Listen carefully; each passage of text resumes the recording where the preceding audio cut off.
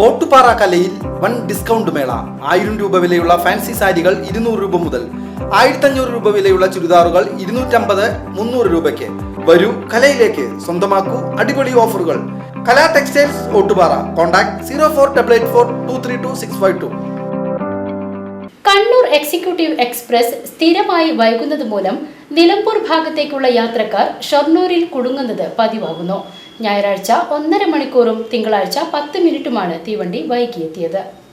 Nilambur passenger കൃത്യസമയത്ത് തന്നെ പോയതോടെ സ്ത്രീകളും കുട്ടികളും ഉൾപ്പെടെ 100 കണക്കിന് യാത്രക്കാരാണ് വലഞ്ഞത്. യാത്രക്കാർ ഞായറാഴ്ചയും തിങ്കളാഴ്ചയും റെയിൽവേ സ്റ്റേഷന് മുൻപിൽ പ്രതിഷേധിച്ചു. വണ്ടി കിട്ടാതായതോടെ ചിലർ ടാക്സി വിളിച്ചാണ് നിലമ്പൂരിലേക്ക് പോയത്. ചിലർ 10 മണിയോടെ എത്തിയ നിലമ്പൂർ KSRTCയിൽ തൂങ്ങിപ്പിടിച്ചു പോയി. ബാക്കിയുള്ളവർ യാത്രയ്ക്ക് ഒരു വഴിയുമില്ലാതെ റെയിൽവേ സുരക്ഷാ സേനാ ഉദ്യോഗസ്ഥർക്ക് മുമ്പിൽ പരാതിയുമായി എത്തി.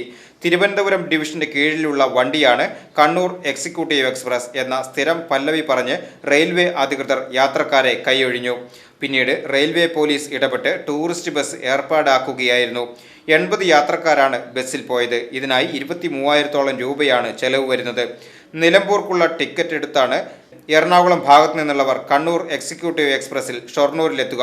ടിക്കറ്റ് എടുക്കുവാനുള്ള സമയം പോലും കളയാതെ നിലമ്പൂർ പാസഞ്ചറിൽ കയറുന്നതിനാണ് ഇങ്ങനെ ചെയ്യുന്നത്. എന്നാൽ ഇതൊന്നും റെയിൽവേ അധികൃതർ കണ്ടമട്ടില്ല.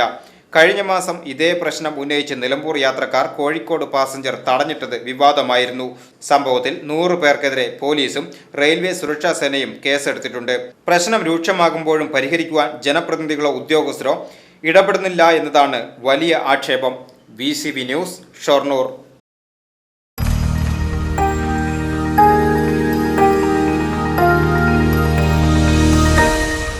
You are watching VCV News.